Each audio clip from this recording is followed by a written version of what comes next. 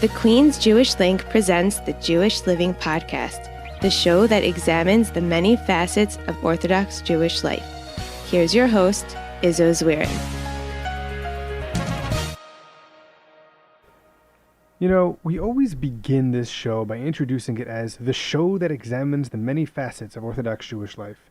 But due to the global pandemic and the civil unrest that have been the subjects dominating our lives for the last several months, we've been focusing more on those topics, albeit with a Jewish slant. This week, we get back to basics. We're going to be discussing the mitzvah that is there to remind us of all other mitzvahs.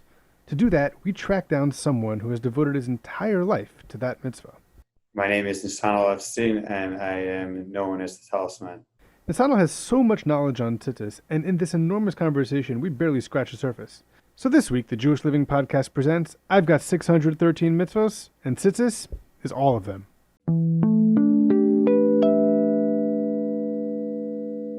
All right, Nesanel, thank you so much for joining me this week. If you could tell me a little bit about yourself, your background, how you got into this line of work, that would be very good for us to start with.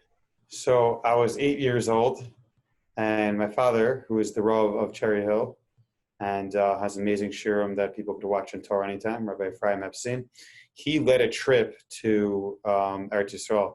We live on the west side of Cherry Hill. On the east side is where there's other Yidden as well. And a lot of them aren't from yet. That's why there's Chabad there. And my father led a trip, a bunch of guys from there, a few guys from the west side also from our shul. And they had an amazing trip in Eretz Yisrael. And one of the things they did was go to the Tallis factory. And before my father left, a guy named Mark reached out to my father and said, Rabbi, I would love to come, but I can't. So could you get me a Tallis and get those blue strings too? So they went to the factory. My father got him a beautiful Tallis in Mea Sharim, got him a bag too. And I was 8. My father came home and he's like, you want to learn how to tie tzitzis? And I was 8. I'm like, okay, sure, that sounds cool. And the Tallis from Mea Sharim had the love on. It didn't have the tchelas. And I was not advanced back then to know that you could use a ceramic knife and just cut off the tzitzis without metal. So we untied the whole Tallis and then retied it with tchelas. And that was the beginning. And then a little bit after, somebody else had a problem with the Tallis, so we used that love on that we swapped off, and I tied a second one. And that was that. And then I forgot about it, whatever, we moved on. And a few years later, after my bar mitzvah, on one Shabbos, my father called me over. My father would speak at the Shkama Minyan and then again at the main Minyan. And I would walk him to shul. And we would come just by Kriyas Torah right before, and then he would speak. So come a little bit before. And he hands me the shul's, the booklet, the weekly announcements. And it says over there, new gemachs in Cherry Hill. And then one of the gemachs was Tzitzis tying gemach by Nesanel Epstein. And again, my father never asked me, like the beginning. And by the Kiddush already, people started coming over to me. And I knew a few things. I always loved Tzitzis as a kid. And I'm like, yeah, there's Chabad, there's Breslov, there's Sfardi. I didn't know how to tie all those. And then people started asking me already by that Kiddush. And then we're here in a store now, and a lot happened along the way, but that's how it happened. It's a gemach, and then it turned into business years later. Okay, so we're going to get into everything you just mentioned, just from the different types of strings. We're going to talk about the ceramic knife that you brought up, but I want to first ask you about taking a mitzvah and making it your own. So my mind, the quintessential person who did that was Yosef Rosenberger. I don't know if you know who that is, but just so you do, he's the guy who popularized the shotness testing in America. So before him, basically you went to a tailor. Sorry, not before him, but back in the day, before there was a concept of off-the-rack clothing, you went to a tailor. You said, he measured you. He asked you what materials you want to use, and it was easy to say, hey, wool, no linen. Ta-da. But then we were introduced, I believe, I did a little research on this back in the day. The Brooks brothers introduced us to this concept of off the rack, where they pre-made the clothing and then you just went and bought it from the store. So then there was a need to test those. And this guy, Yosef Rosenberger, whose store is still up and running in Williamsburg, he popularized the method for checking for shatnez, and he went around the country training people how to do it, and really made the mitzvah his own. So it sounds to me like the way that you're going about tzitzis and how you started from an earlier age, you made this your pet mitzvah. So I want you to talk about that, the importance of making something your own versus going through and just trying to do it, all the mitzvahs in your own way without really having that one particular mitzvah that you like. Well, you hit upon a beautiful point, because there was a Rav visiting from Eretz Yisrael at our house, and he's like, you got to see this Nitziv.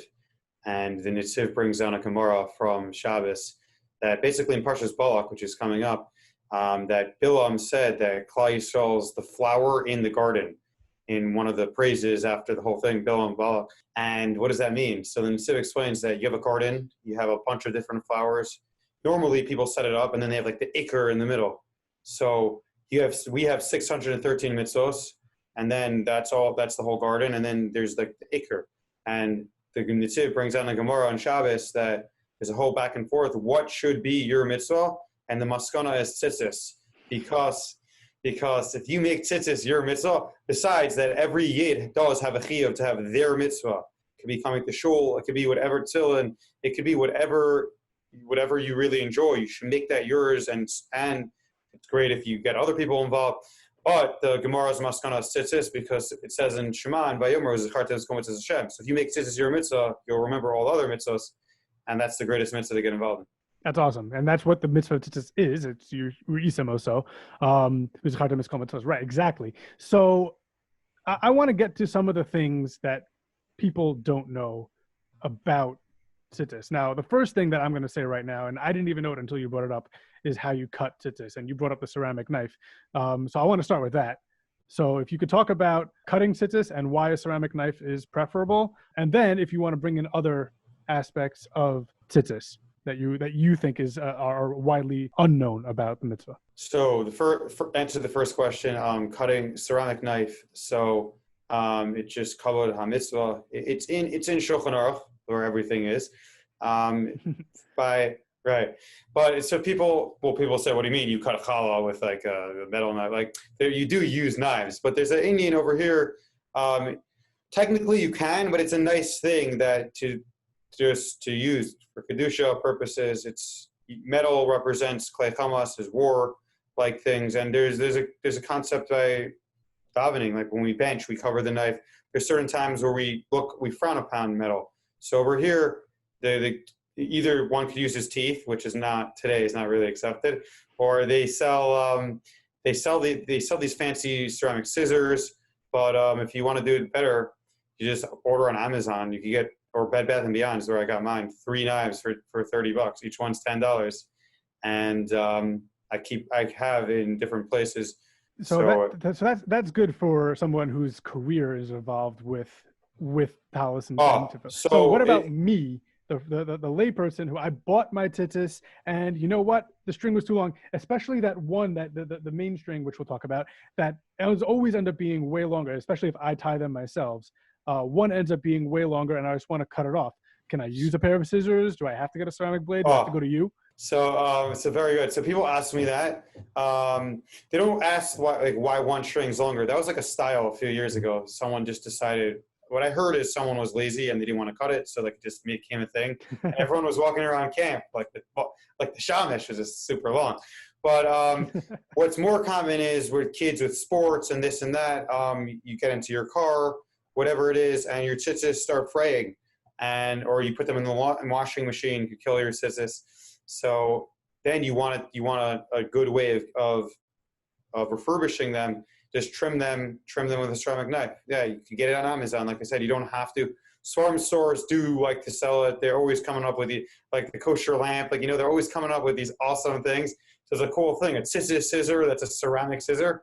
But if you don't want to get that, and it's easier, what I do is get a cutting board, and then you just cut it on the board. So it's using the knife, using the scissors, you mess up. Your tzitzis get shorter and shorter. Right. So that's really, and there's also in Simin Ches in Shulchan Aruch, I think it's Vav. It's in the beginning. there's a halacha that you're supposed to, every morning, you're supposed to separate your tzitzis and go down them. And it comes from really, there's supposed to be separation of the lavan and the tchilas, but your tzitzis aren't supposed to be tangled. Now, I've noticed, and people come over to me and say, like, I saw you staring at my tzitzis all the way there at shul. And like certain people just walk around with like spaghetti. And this is a mitzvah, it's a doraisa. It's like anything else. People don't want a estrog that's shriveled up, but when it comes to tzitzis, for some reason, they walk around with black, they walk around with yellow. So if you want to keep your tzitzis, which is such a simple mitzvah, I think it's the simplest, easiest mitzvah. So if you want to keep it nice, you just get a ceramic knife and you, now on the ceramic knife, I have a few funny stories. I got held up in airports and traveling. I did make it to Eretz Yisrael with it checked in through Italy, Germany. No, not Germany, Russia and Italy coming back, but going to Houston, Texas, I got stopped. And this guy over there, TSA, this guy is like, you have a knife. And I'm like, how do you know that? And he's like, well, I weighed your luggage and it has, I see there's a knife there. It's on the screen. I'm like, that's not metal. That's ceramic. You can let me go. And he's like, no, it's the same atomic mass as metal. And I'm like, I was just thinking, like, I'm following Shulchan Aruch. This is not the same atomic mass as metal. I'm like. The Shulchan Aruch knows that your machines don't. One interesting thing that you brought up was that people see you looking at their tzitzis in shul. It reminds me of another interview I had a couple of months ago at this point with Eli Leibowitz, who's a professional comedian, and people come over to him all the time and say, hey, you're a comedian, tell me a joke. It doesn't work that way for comedians, but as a professional with tzitzis, do people come over to you all the time? Hey, you're a professional, you're a tzitzis professional. And ask you a quick shaila about their tzitzis all the time. Yeah. And also people notice you looking at their tzitzis all the time as well. Sometimes, like people, like on Purim, I was at the Purim Suda, and a Swarty jeweler said at the end, like, I noticed you were going, and he's like, I do the same thing. I look at rings all the time. He's like, so that's when it hit me that I do that. Also, it bothers me that people are wearing, they're not even, I've seen, unfortunately, a lot of people not get the mitzvah at all. The tallis is completely puzzle. They don't even know. They think they're wearing a kosher tallis, and that's why I look around and it just goes. When you have a certain passion and it's your business also, the koach of money, that's how your brain goes. And one guy on Shabbos, I went over to him and I said, I think I could help you after Shabbos, but your tallis isn't really kosher. And he's like, well, the other three corners are kosher. Okay, so that's funny because I find that with sukkah, actually, that people don't know a lot of the halachos of sukkah and they think their sukkah is kosher. And like they invite the rabbi of the shul over, like, actually, I can't eat in this. But I would like to ask you some of those common issues that people might not know about that make their tzitzis not kosher. And this would work if you have something about their tzitzis versus something that might be more common that you find in a tallis. I'm not sure if there's any difference about those things, but common things that people might not know that make their tzitzis or on their regular beged or on their tallis puzzle. I wish I could show you. I have a whole, I have like a collection of things I collected or people gave me from all around. I've seen also there's just like weird things. I was in the Bostoner shul, Stiebel in Boston, and there's a tallis that said dedicated to Esha Torah with like a name with Zecher Nishmas all the way in Boston from the old city. So, so there's a lot of wild things. But what are common? So we'll show it over here. The first thing, and just so our audience knows, we are going to try to either post this as a video. If not, we'll try to post pictures. At least, so people could have some sort of an understanding about these things.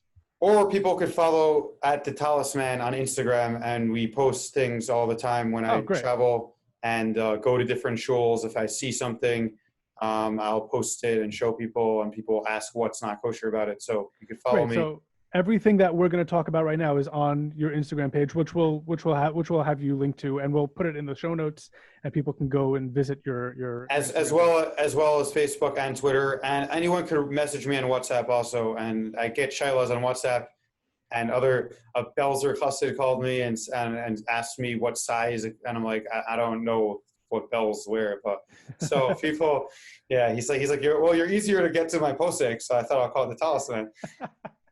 Okay, so go ahead. Let's talk about some of the common ones. So the first thing is we should say that in Shulchan Aruch there is a halacha that every morning you are supposed to check your tzitzis and before you put them on, so you don't make a bracha of a talah.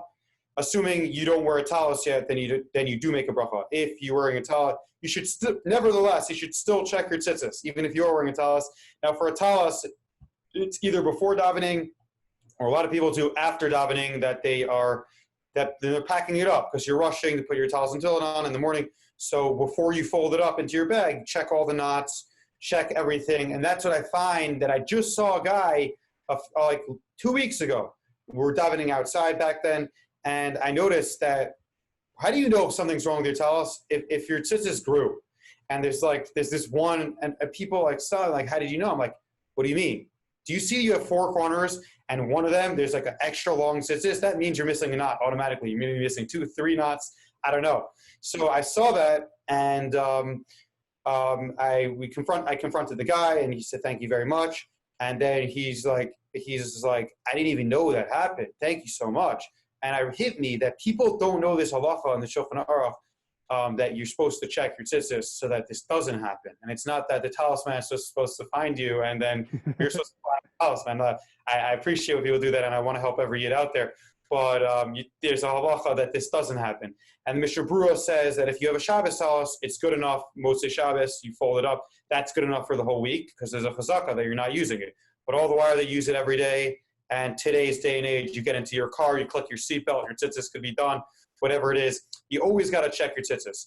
Now, the first common problem is right here by the knot, by the corner, I should say.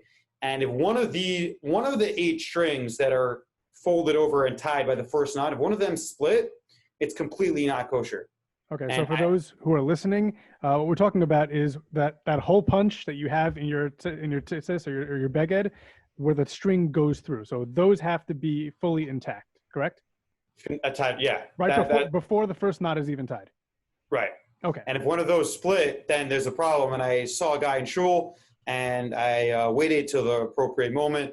Now, also, there are halachos, like how to tell somebody that he's doing something wrong, and if he's not going to listen, if he is going to listen. So you have to know who you're talking to, if they're going to thank you, if they're going to be upset. So that's a whole science in itself. By the way, that's with every mitzvah. Right, exactly. Or every aspect of life. Right. You're driving to shul and shot, you have to know how. Exactly.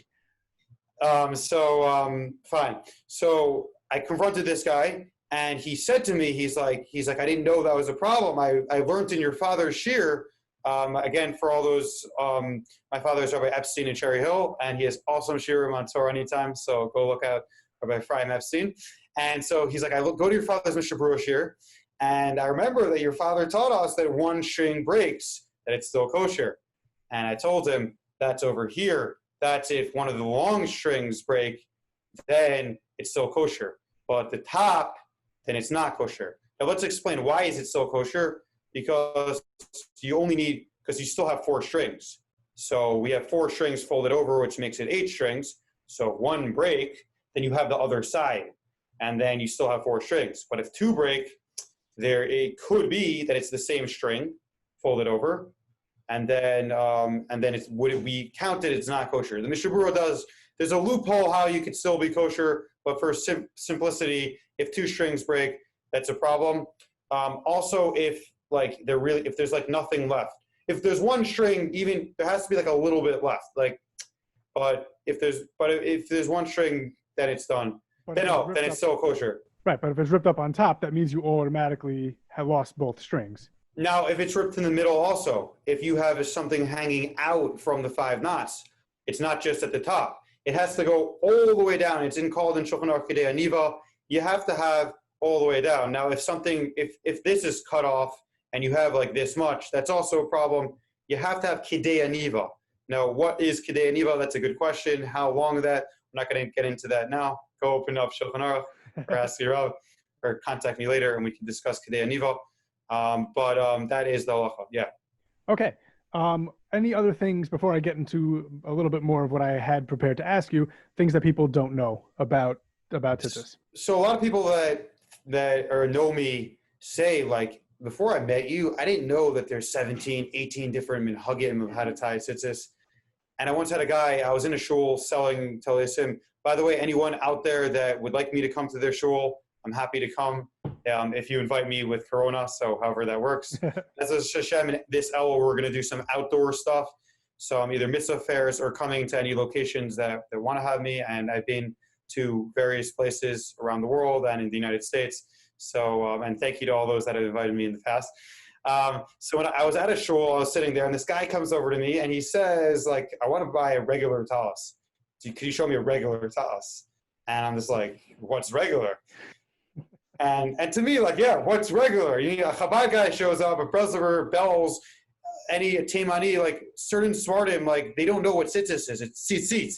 Like that's tzitzit. What's tzitzis? So like you have to know.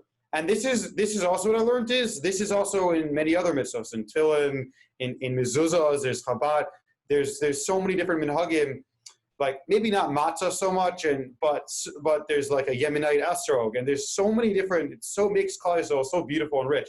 So that's something that I learned over the years, and people that meet me, like I never knew that there was so many different ways to tie tzitzis. I'm like, and techelas, there's like 8 Rishonim has to tell you how to tie techelas, and it's a 3 machlokas, Rashi, Tosfos, and really the Ravid, Tosfos, and the Rambam, how many strings need to be blue? It says pisil techelas, that's less than yochid, so does it mean 1 string? Does it mean fold it over 2? Does it mean 4? There's so much going on with tzitzis that people don't know that out there. They just wear it from their time they're 3, and they're like, yeah, I'm wearing tzitzis, that's it.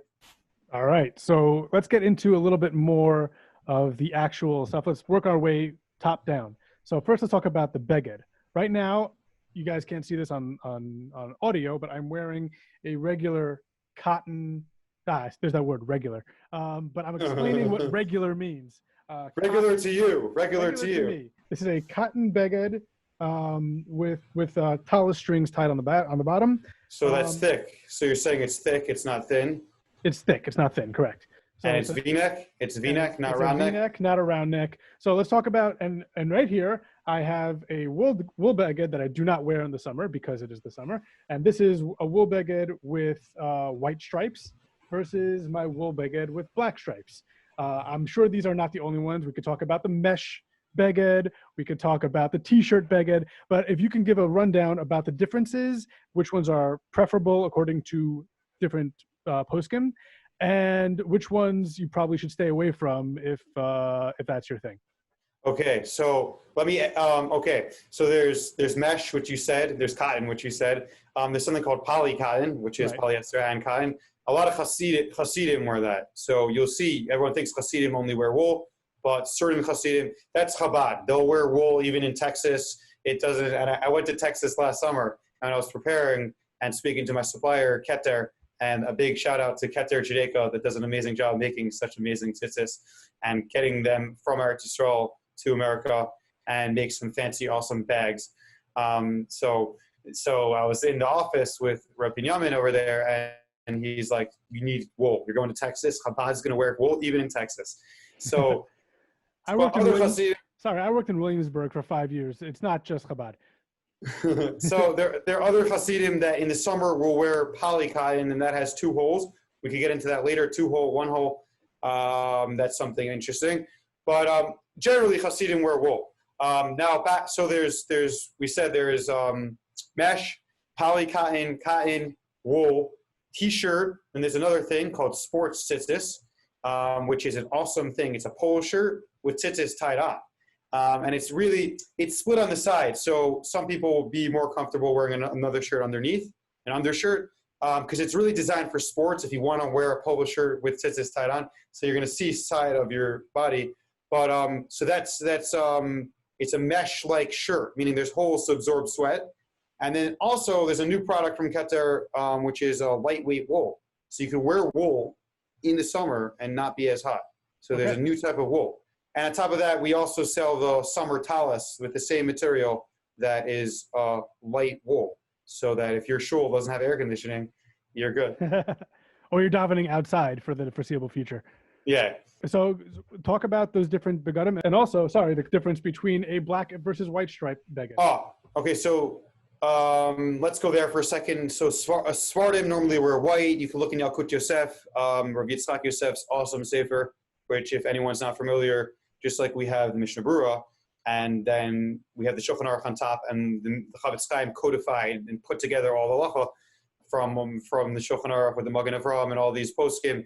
So the Rav Yitzchak Yosef, the current chief Sephardi rabbi, Shlita, he took his father's, all his tshuvos on halacha, and then has the Shulchan Aruch on top, and basically like a Sephardi Mishnah Berurah. So in there he explains this, and he says, Al Pi Kabbalah, that white represents pure. And it's and you see by Sephardim, like they have white Sidurim also, and they're very into white. So Al Pi Kabbalah, Sephardim wear white. People ask me, like, I don't like the black stripes coming through my shirt. Is it a problem? So for Tallis Katan, it's not. Even for Tallis Gadol, people want that. Sometimes they want that with Techilas also. They think it's cool. And you know what? If that's going to get you to wear the mitzvah, then go out there and wear white stripes. But generally, we say that you should do your minhag. You shouldn't be minhag shopping, and it's not good. It's not good in serving Hashem the best way. You should do your minhag. Okay, so let me stop you there quickly, because in many shuls I've seen the random rainbow tallis guy or a specific color tallis. Issues with that at all? So I don't like to call it the rainbow tallis. I like to keep it the colorful tallis. Okay. And so yeah, it's not a problem. It's a good conversation piece to go over to a guy, and I do it all the time. Just like, so tell me, you have such a stunning tallis. What's the story behind it? And I got a lot of interesting facts. So apparently there was a style back in the day, maybe in the 70s and the 80s, that someone made colorful stripes, but I haven't found the makor in halacha that really has significance to that. The black stripes, if you look at the Tamei Minhagim, the Mechaber writes over there, the Mechaber of the Tamei Minhagim, I'm not remembering who wrote that Hidduch Sefer right now, that it's Zeichel Tchelas. So the black reminds us of the blue. How does that work exactly? Well, the Rambam says Techilas is black, and Rashi says Techilas is green. There's a lot about Techilas. So whatever it is, the black stripes are supposed to remind us of the Techilas. Now, good question that I just thought of. Why do we wear stripes at all?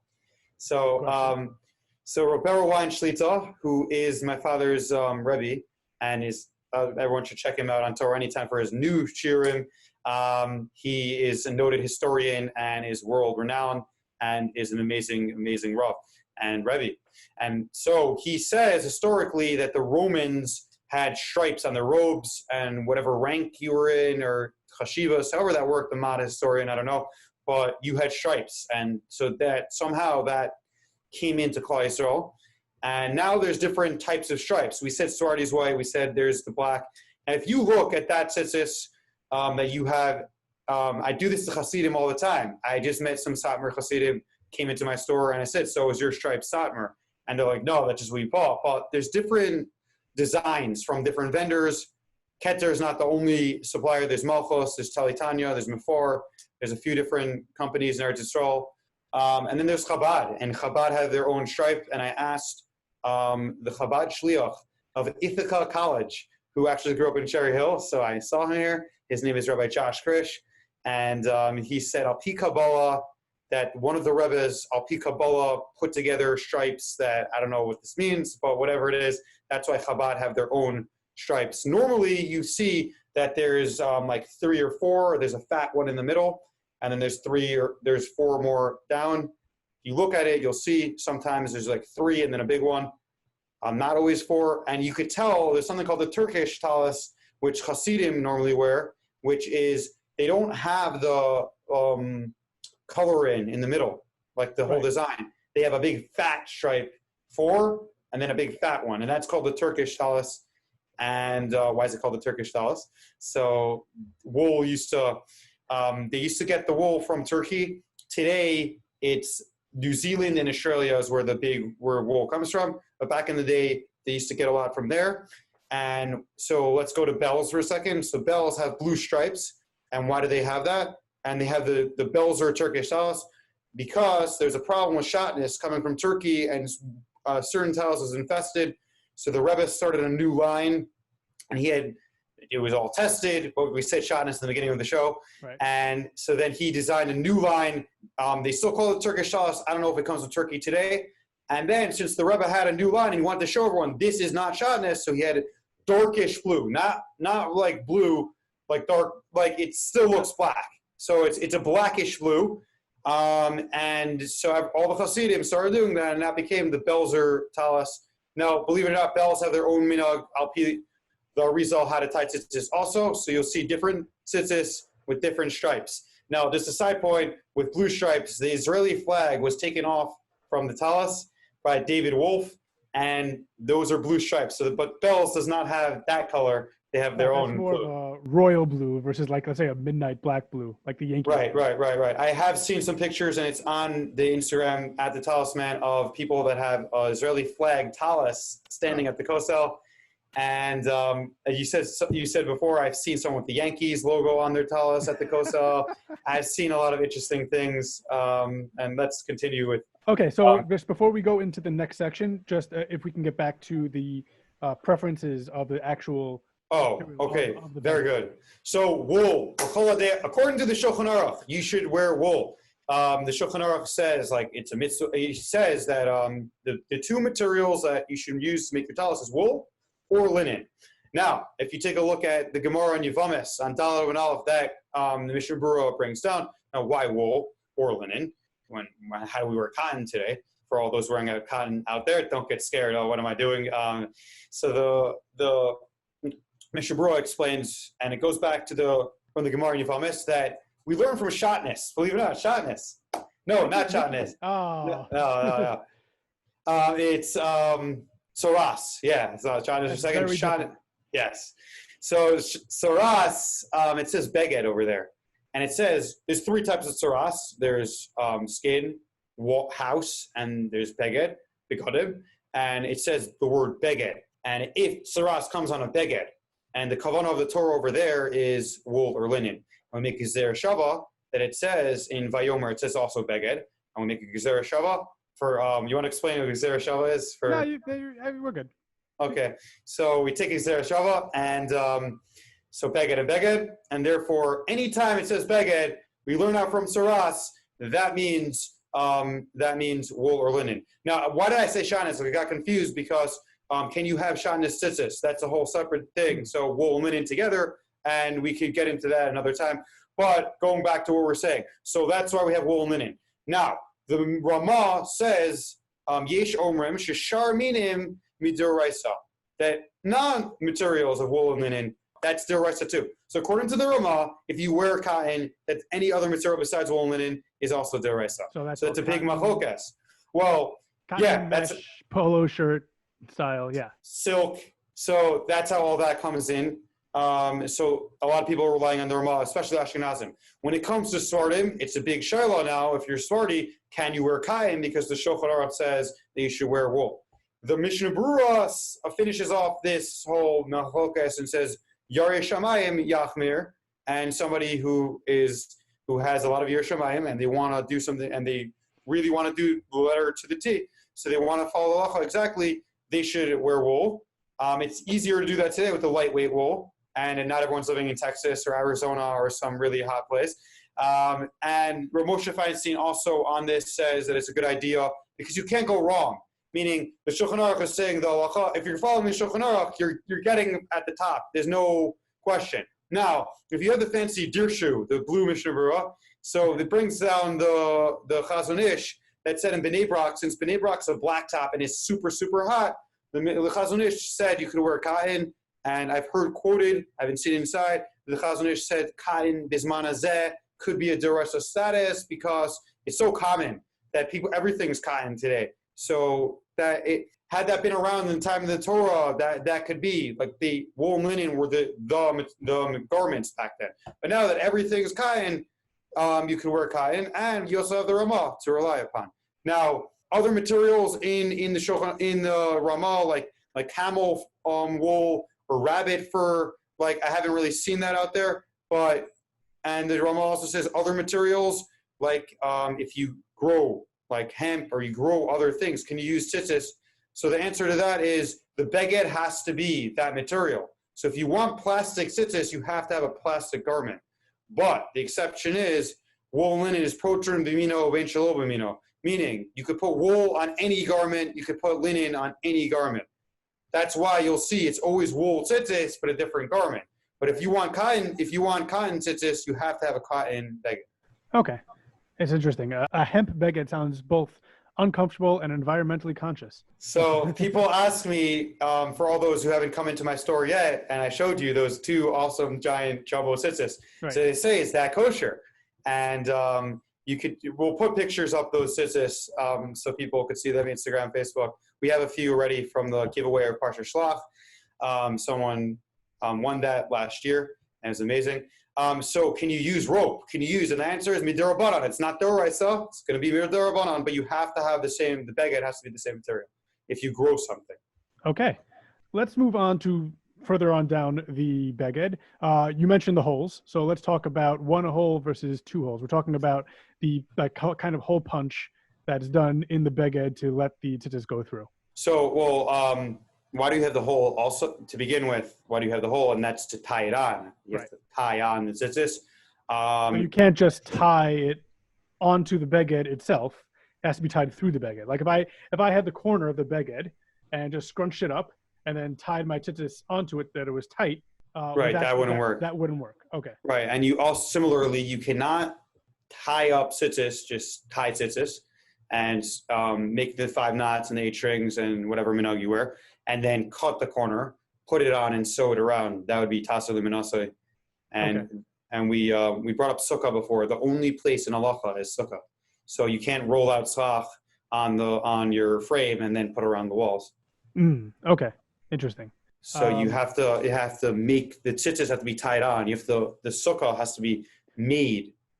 You have the whole structure, and then this. Right. Okay, so another thing that you brought in on the corner. So the karaim, the Karaites, they used to kanaf pesot chelas. There are other people tzedukim filling in between their eyes. So they would put their tzitzis on the corner exactly. And unfortunately, people don't know this halacha so much, and they'll have their tallis by doing that, and they'll have it like this. They'll have the corner folded over, and they think. And I met a guy, and he's like, "Yeah, it's touching. It's like it's on the corner," and that's not how you're supposed to wear it. The Mishnah Berurah writes very strongly about that. It's supposed to be. There's two minhagim. The Ashkenazim and Sephardim have it up and down. So if you have a tallis, you have the front tallis down and the back two tzitzis. The front tzitzis down, back down. Also, same thing if you're wearing your tallis katan. If you look at Hasidim, they'll have it on the sides, so to the right, to the left.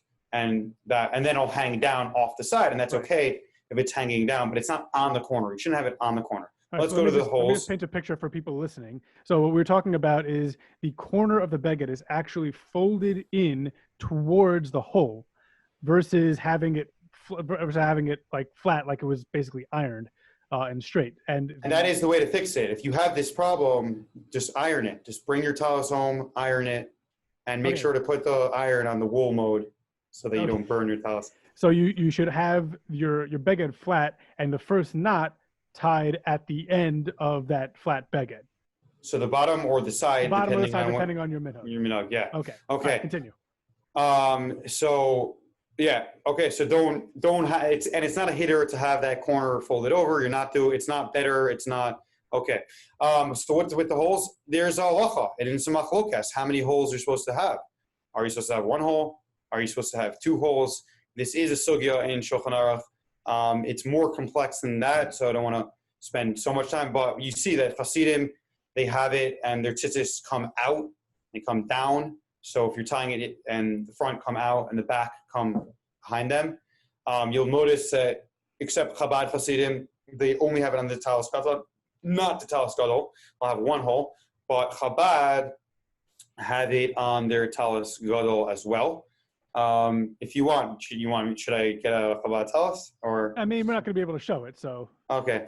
And they have it, and which is amazing, that they have that second hole so that the tzitzis are tied onto the actual corner, and it's on the side because the Hasidic minhag is on the side, not the top.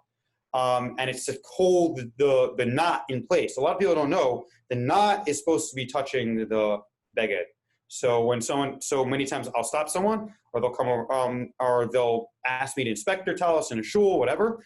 And this is called a quick fix. And I'll have to move up all the tzitzis, move it up, or retie the whole thing, however it has to be done, and make it that the knot is touching the actual tzitzis. Right. So sometimes it slides down, and your tzitzis are longer, like the whole thing grew, it's stretched out, and you have like a big ring on the corner. So you got to have that fixed. It's still kosher. It's still kosher. It's not the best. So let's move on to the string itself. So we've already mentioned about the tcheles versus not tcheles versus different types of tcheles. We've also mentioned that the material of the string has to either be the same material that the beged is made from, or that it's wool or linen, which can go on any beged. Am I correct with those things? Yes. So, right now it's not really common for people to have linen tzitzis. I've never seen it. And then it's going to be more expensive. And then it goes with shotness, meaning if you're tying, well, the only way you could have linen, it makes it a problem. Well, you could have linen on linen. You could have linen on anything, but people don't do it for whatever reason. Could you have wool and linen together? So let's go there for 1 second. So the answer is yes, if there's techelas. So the big question is the techelas today, does that. So I am a proud distributor of Psil Techelas, and I love those tzaddikim in Eretz Yisrael. And shout out to Rabbi Roth in Florida, who runs Psil Techelas USA. And so I'm not going to answer that question. Could you wear shotness tzitzis with the techelas today? You got to ask your Rav. And a lot of people have started wearing techelas. If you go to the Psil Techelas website, they will tell you how many people to the day have placed orders and how many Jews are wearing. It's really cool. The numbers from when they started 20 years ago. But so that's how it works. If you have techelas, meaning there's a concept in Shas and in Yevamis, also Dalet Amid Aleph in Yevamis, Aseh dochalos aseh. So that applies over here. So the aseh of tzitzis pushes away the los aseh of shatnez, and you could have them together. That's only if you have techelas. So that's why you don't really see anyone wearing shatnez tzitzis today. Okay, so that answers that question. In case, by the way, is there a special Indian to wear wool and linen strings together? If you have no, okay. meaning if you want to do it, you're allowed to. It causes a big. I don't know how you get. Is there a reason to do it? Is what I'm asking. Not that I know of. It's not a hider, and it makes complications because once Shkia hits, and let's just be machmir and say Shkia, do I have to rip off my tzitzis because now I'm not chayev because it's night. So it's just like. So you might want to avoid doing them together. Right. Okay. That's fair. The next question is the way it's wrapped. Now, I personally, if I had to, choose one just from, and I don't know whose version this is, the aesthetically pleasing one, the most aesthetically pleasing one is, I don't know what it is, but it's basically like one knot on top, one knot on the bottom, and then just wrapped around the rest of the way. I don't know which version that is. And so that's the Rambam. That's the Rambam. That's my favorite one, but should I be choosing that just based on aesthetics? Okay, so about the pictures, we're going to have like a whole posting of all the things that you'll remind me after to send you. I have a chart over there on the shelf when people come into my store and they're like, "Oh, I want techelas." And they're like, "So what, do you want?" Like, I don't know, like regular. So that's the Rambam. Now, one knot at the top, the Shulchan Aruch writes, Midoraisa, you only need one knot. So, and one knot means two, double knot. Like by Hilchos Shabbos, if you have to write 2 letters, you have to do 2 stitches to be chayav. So, need 2 knots is considered, a double knot is 1 knot in halacha. So you only need that. The Mishnah Berurah says the rest is zakeli v'anveyu. It's honoring and beautifying the mitzvah. So going to the Rambam, so the Rambam used 1 knot. Then there's either 7 or 13. The Rambam writes in Hilchos Tzitzis, Halacha Aleph, that Mi Sheva ad Shlesh Esrei, which comes from the Gemara in Menachos. Also, there's this idea, and it's called Chulios, or for the Sardim Chuliot, or the Hasidim Chilius, whatever you pronounce that. Yeah, I deal with so many Yidden, it's amazing. And some people just don't understand what you're saying unless you say it their way, their pronunciation. So Julio, we're going to say it my way, Julios. So the Julios, that's all the different knots and or the fancy braids you see, Chabad, Arizal, Sephardi. So that's all beautifying it. According to the Rambam, 7 2:13. Now, who does what? So the Tallis wearers normally do 13. I actually have an order now about to go to Houston, Texas, with 13. And the Yemenite, the Teimanim, they wear 7 only with Lavan. They do not wear the Tallis today. They don't wear Tallis. So they normally do 7. I once saw a guy who had a Yemenite Tallis for all those back to the stripes. The Teimanim have their own version of stripes and their own atara on top. And I once saw a guy with a Teimani Tallis with 7 chulios of Techelas. But normally Teimanim don't do that. And also, people with interesting Tallisim like I said before, have amazing stories. So if you really want a conversation piece, you just go ask someone like, so how did you pick out that minhag, or like what inspired you to wear like Chabad Tzitzis, or to have a Rizal with this beged? Because I've seen a lot of interesting things. Like a Breslover sent me a Belzer beged, but he wanted Breslov Tzitzis for Uman and Rosh Hashanah. So like there's a lot of interesting things out there. So my question is, am I allowed to do that? Am I like, I happen to like the way that one looks. Am I, even though that I'm a regular Litvak, can I use a different minhag just because of the aesthetics?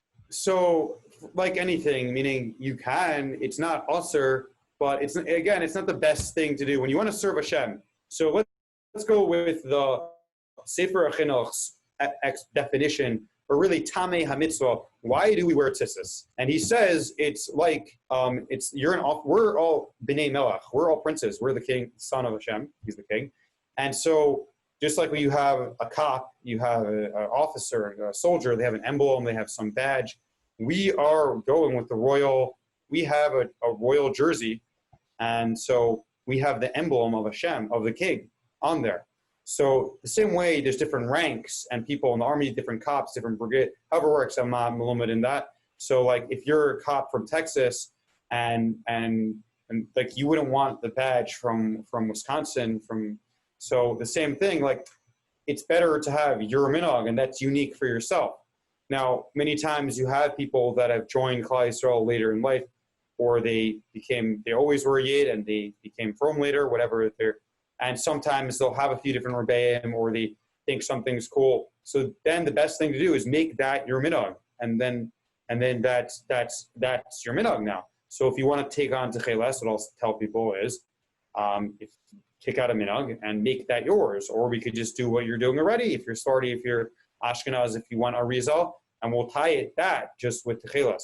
But it's not recommended to just jump around.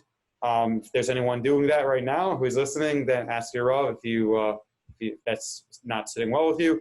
But it's not usher. But then again, you're not getting it's not the geschmack. It's you're representing the king. You have your way to represent the king. So do it your way.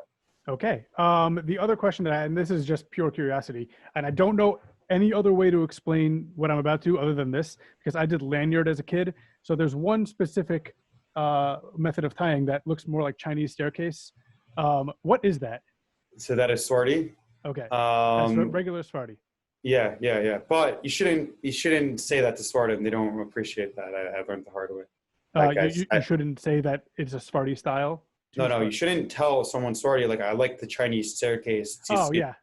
That's the only way. That's why I prefaced it by saying it's the only way I know how to describe it. Right. No, because I said that's like it went off wrong. So like it's like that's their. Also, again, it's like it's their badge, it's their emblem. Like that's their mitzvah. So it's like, so yeah. No, I definitely understand, but that's why I prefaced it by apologizing. It's the only way I know how to explain it. Right. All right. So let me ask you this.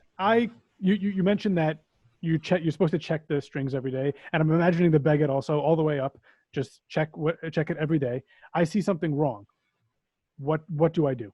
Let's say it's not a big deal. Let's say one of the middle knots are loose. So I know how to fix it. I could tighten it. I could move the wrappings up. I can tighten the next one all the way. But is there something specific, a method of doing it, a way, something that I'm supposed to be saying while I'm doing it? So you should always, when you tighten the knot, you're supposed to say l'shem mitzvah tzitzis. Tzitzis are supposed to be tied l'shma. So that means you're supposed to be focusing the whole time that I am doing this. And just innately, you're not tying lanyards. So you know that it's for the mitzvah. But if someone's texting you and someone's calling you and this and that, so you want your focus. Rav Ovadia, it brought down in Yalkut Yosef from Rav Ovadia that it's midas chasidus not to talk at all while you're tying tzitzis. Okay. You should just be focused. A lot of people, when they're wearing tefillin, they don't talk at all. So similar. And I like to say l'shem tzitzis the whole time. It's not brought down, but it just keeps me going. It keeps it. So that's generally what you should do. Now, the Mishnah Berurah says you should check your tzitzis every morning, which we mentioned. But if you're going to be late for davening, then you shouldn't. Then you can rely on yesterday's as a chazaka, and you should check it the next day. And when I learned that halacha for the first time with my Mishnah Berurah Chavrusa in yeshiva, he's like, well, I follow that every day. So I'm always late, so I never check my tzitzis. Always pushing it off. So that's what it means. Now, so let's say you realize on the way to shul, it's not better to fix your tzitzis and be late to the minyan. Get a different pair, fix it later, but don't push it off, because when you have that opportunity, now you have an opportunity to tie a mitzvah. The Yitzhar is going to get in the way and it's not going to get done. So make a note of it, make a time. Right now, you're going to do it at a certain time and just take care of it so it's not, so you're doing it correctly. Now, I'm guessing this holds true for your tallis also. You go to shul in the morning, you check your tallis strings also, just to make sure everything is 100%. But again, let's say I came late to shul and I'm going to miss something because I'm checking.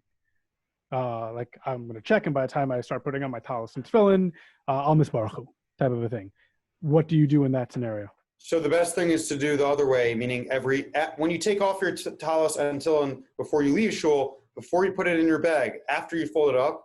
I always remember as a kid, and my father still does this every Motzei Shabbos, folds it up, checks it, and separates everything. So, and I've seen him when I was a kid do that in the morning too. So once you fold up your tallis the whole way, and before you fold it in half to, if that's how you fold it out, there's people fold it many different ways. Before you fold it to put it in the bag, leave it open and just go through the tzitzis there. And you have no problem if you're running late, or if you're on vacation in the summer now and you just came to the minyan that you're coming to, or you're traveling. So then, and you check it on the way out of shul right before you pack it up, and then you have a chazakah for the next morning because you didn't take it out of the bag. Right. Okay. Now that you brought up folding talisim, when I got married, I asked the guy who I bought my tallis from, what is the best way to maintain the tallis so that I don't need to replace it, or when it's further on down the road that I replace it, what's the best way to maintain it? He's like, the one thing that people don't do is fold the tallis on the crease. So you should fold, he said his thing was that you fold the tallis on the crease, which then I said, but isn't that a problem on Shabbos? He said, you only asked for maintaining the tallis. So so what I do generally, weekday tallis, not a big deal, fold it on the crease. I'm not sure if this is, if you're familiar with this method. Shabbos tallis, I fold it not on the crease, and then I take it out after Shabbos and I refold it. So thoughts on that? Okay, so yeah, there is a halacha that are not well known by everyone. That it's well known by the people who know it. That you're not supposed to fold anything on the crease in Shabbos, and then it goes to a tallis. And so some people fold it backwards. I remember as a kid, my father used to always keep his tallis. He wouldn't fold it, put it on his chair, and in shul, his big chair up in front by the Aron Kodesh, and the janitor would come every week after the kiddush, and he'd clean up the kiddush, and then he'd come in and put away the siddurim and go over to my father's tallis and fold it and put it down on his chair every week. And then my father would refold it after Shabbos because it wasn't the way he did. So exactly. You could fold it like you said. You could fold it backwards on the crease, or you could, especially with the outdoor minyanim now, or the way certain shuls are operating, that they don't want you leaving anything there, so you could wear it home and take care of it after Shabbos. This applies if you're the chazan in a shul, you're asked to daven. So then what do? Like you took the shul's tallis, and now you have it. Like it's not yours, but you want to be nice to your guest, whatever. You can't. You're not supposed to fold it up even there. So if there's another tefillah, I'll just hang it. What I do is I hang it over the stender, or I'll just put it together. I'm not going to fold it and just hang it over the rack, and the janitor or the president, someone who takes care of the gabbai, will fold it later. And you shouldn't feel bad about that because you're keeping Shabbos, and that's over there. That's what you're supposed to do in Shabbos. During the week, yes, it's derech eretz. You borrowed a shul tallis, fold it up, put it nice on the rack. There's a lot of interesting things in tallis racks, or if they have the ones with like the like there's a towel rack. Yeah, so there's some of those that are open. Right. I saw a really cool one. It's on Instagram. Chabad of Potomac, Maryland had an awesome tallis rack, and I was davening in their shul. I took a picture of that. And that was like in the entrance to the actual sanctuary. They had like hooks and like it was beautiful. But many times it's like a cart with and there's like a box underneath. So there's candy down. There's a lot of different things floating around. Good place to find comments. It's not nice to just dump it in. It is from mitzvah during the week. If you really want to come back after Shabbos, but you shouldn't fold it. Put it on your chair, wear it home. Have some method that you don't ruin your tallis, but you're taking care of it. And I would agree that folding it on the crease it will maintain it. Also, so a lot of people, how do these problems happen with their tzitzis, or their tzitzis wind up black or yellow, or they're frayed, or there's like a guy that I would always fix this. I would always come over to him and like tell him like, by the way, I see your tallis needs a tune-up. And I would think like, why does this always happen? And I studied that guy, and his tallis falls off his shoulder, and he would always like walk around and drag it. And the people that do that, the tips become black, or they get frayed, or and there are other people that nothing ever happens to their tallis. They are careful that there's no nails coming out of the seat that they're sitting down in. They don't rub their back during chazar shots on the bricks of the shul or the yurtzeit panel, and they don't. Those are the people that get a tear in the middle, and all these problems happen.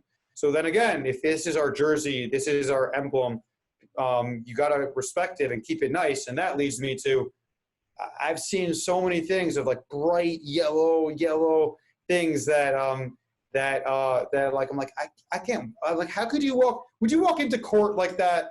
You put on a suit, you go into court, you have your trial. Would you bring that into a business meeting? But yeah, you come in front of the Melech Malachim, and you have a bright yellow, it's like a rag almost. It's not. Right. Now, I want to clarify, I know the Stipler Goen Zatzal, and I've seen a picture of Chaim Kanievsky Shita wearing his father's tallis, and he held that is your mitzvah, and you davened it in your whole life, and that is how that's beautifying it. So that's one sheet out there. So people follow that, then that's wonderful. I take the shot that like beautifying mitzvahs. People spend thousands of dollars at a Strogan. They spend it on ataros. There are now something called Swarovski ataros that I actually sell, and you could get a $1,200 ataro with crystal. And people put so much mitzvah money into matzah, sukkahs. They'll spend $4 grand. They'll have a bedroom so they could sleep in their sukkah. But all of a sudden, like tallis, like what happened? Which is a daily mitzvah. And it's the simplest, easiest mitzvah to do. And people will tell me, they're like, yeah, but I got married in my tallis. So I was by Rav Barrow Wine Shlita last year, and I said that. I said, could Rabbi Wine give me like an eitzah? What should I tell people? It's Zekeli Rabei, we're honoring the mitzvah. People spend so much money to come to Eretz Yisrael for Sukkot, for Pesach. They'll spend money to go to Uman. They'll go to Miron and Lag BaOmer. They'll go to Radin for the Chavetz Chaim Tirtzeit or Shaila. They'll go to Kiryas Tir. But then, so he said, tell them, do you still wear your wedding suit? Exactly what I was thinking. So but the answer to that could be like, oh, it doesn't fit anymore, though. So it's right. So therefore, Rabbi Wine says, if it really means a lot to you on your anniversary, put on the tallis, put on your tallis in front of your wife, frame it on the wall, my first tallis. But you should really have, and you see the people that are medaktikim and mitzvos, they have beautiful white tallis, and they never gets dirty. I have an amazing, funny, quick story. I was in a certain Breslover shul. I'm not going to say which one, so that Chassid doesn't feel bad, and nobody knows. And I came in to davening. Now, Breslov davens nates.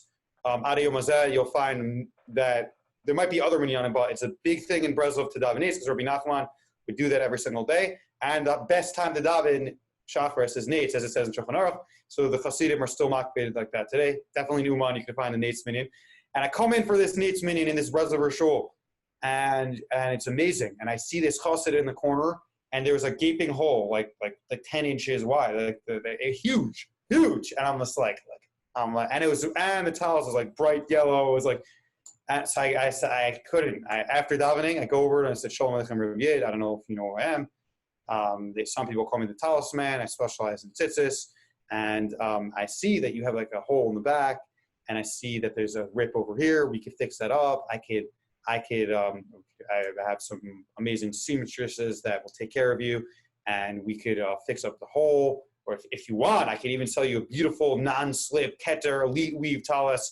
And so this guy was like shocked, and he said, first response to this lawsuit was like, I daven with so much kavoda that my sweat pours into my tallis.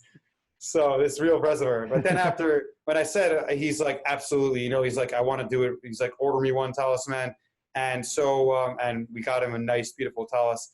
So there's two ways of looking at it. Like your sweat could pour in from all the energy and kedusha. If you're jumping up and down, if you're Breslov, and that's how you answer Mania Shmirava.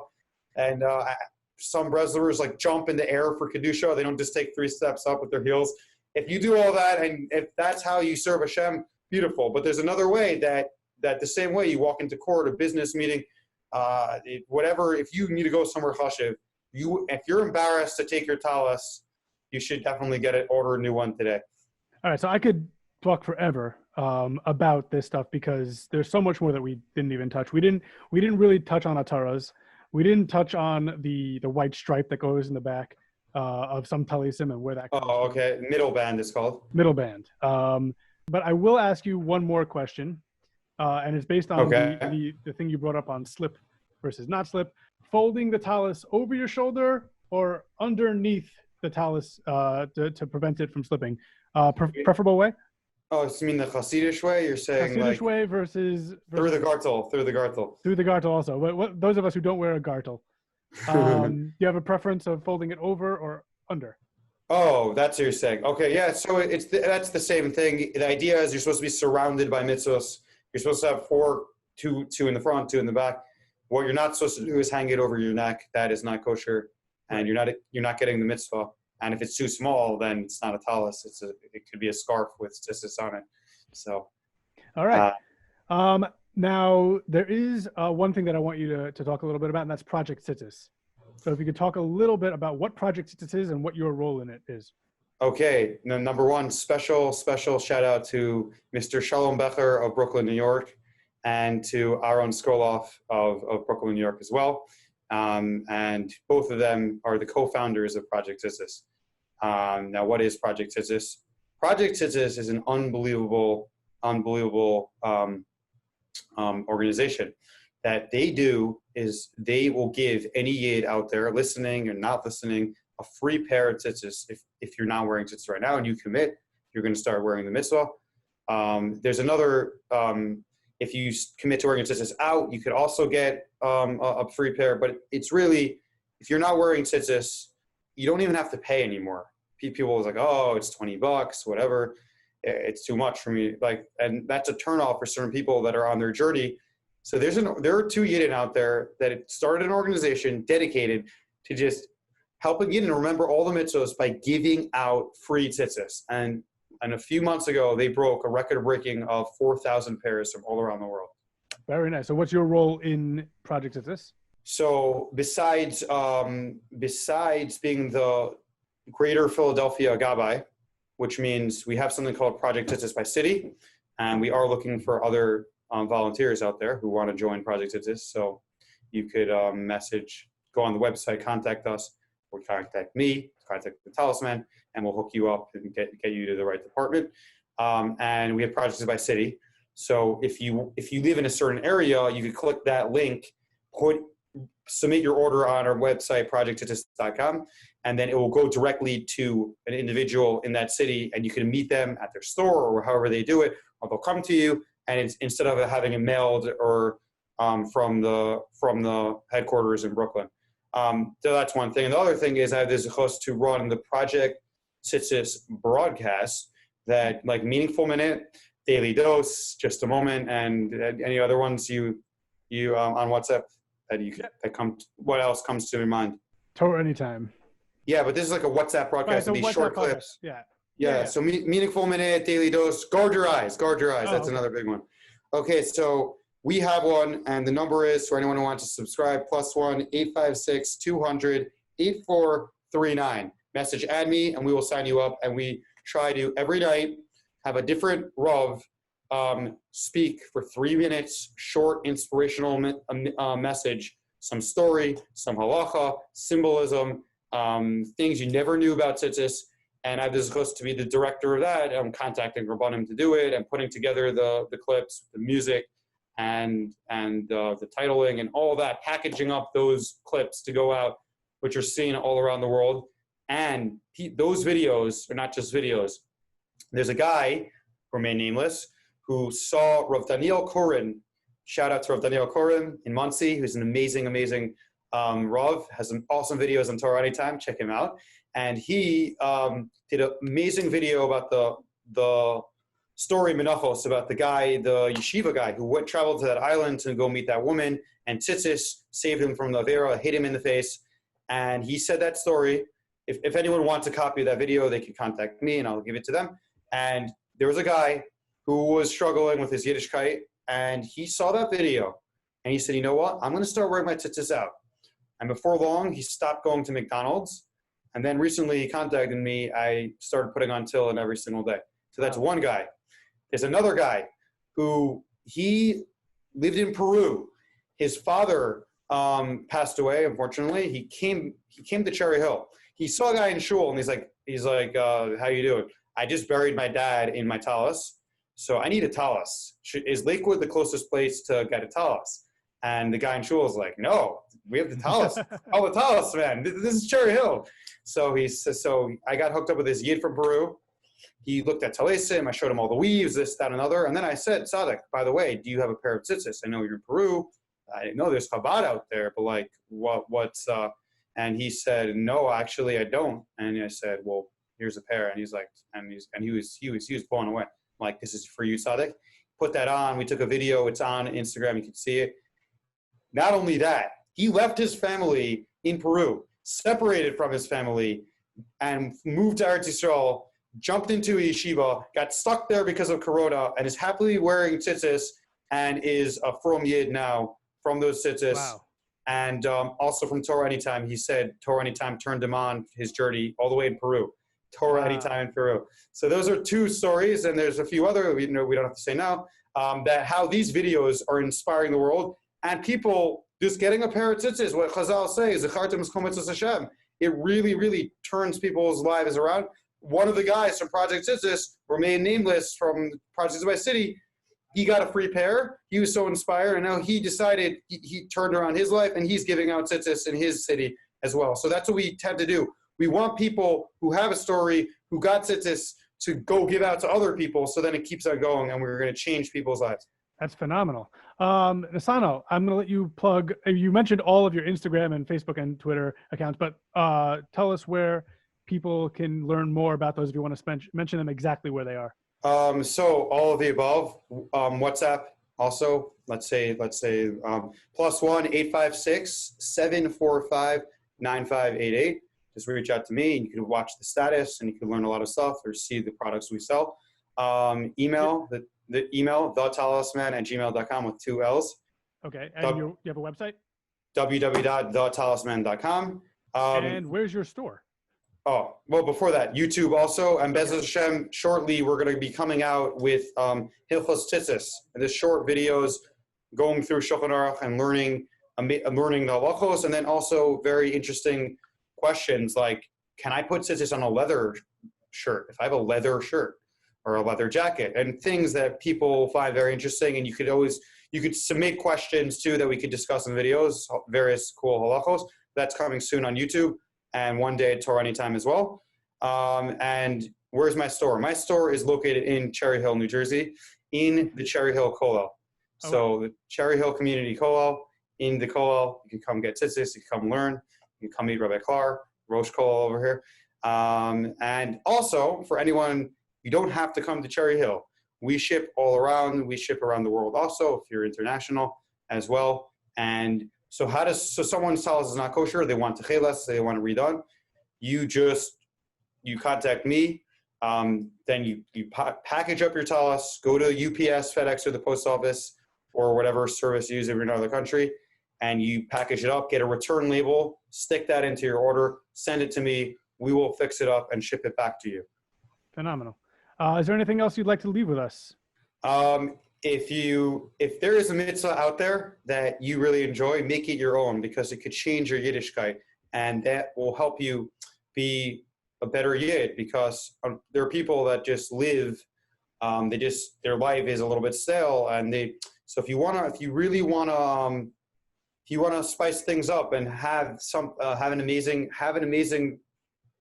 day-to-day activity, don't be like the guy that Rabbi Fran said that a frum doctor gave a Yid was checking a Yid, and he told him to take off his shirt, and he opened his shirt and he had a size 3 on his shirt, a full-grown 40-year-old guy, and the doctor said like my high, Rabbi Yid, well, what's the size 30? He's like, I got this from my upshir, and I loved it, and it's my Tzitzis. I got this when I was 3 years old. And so don't be like that Yid. That's not the way to have Yiddishkeit. So whether it's Tzitzis, whether it's Sukkah or Challah, whatever it is, if it's Rosh Hashanah, if it's Shofar, make your mitzvah. You don't have to go all out and do it on your own level. Just make one mitzvah out of the 613 yours, and that will change your Yiddishkeit. Nesanel Epstein, the Tallis Man, thank you so much for joining us. Thank you for having me, Rabbi Izzo. My thanks to Nesanel the Tallis Man Epstein for joining me this week. If you have a particular mitzvah you would like to hear discussed on this show, feel free to reach out to us on social media. Likewise, if you've devoted your life to a mitzvah, we'd like to hear from you as well. To everyone else, as always, Kol Tov. The Jewish Living Podcast is produced by Swirly Pikus. Our theme song is The Band by A.B. Rottenberg from Journeys 4. You can email the show at jewishlivingpodcast@gmail.com. You can also find us on Twitter at Jewish_living. The Jewish Living Podcast is recorded in conjunction with the Queen's Jewish Link.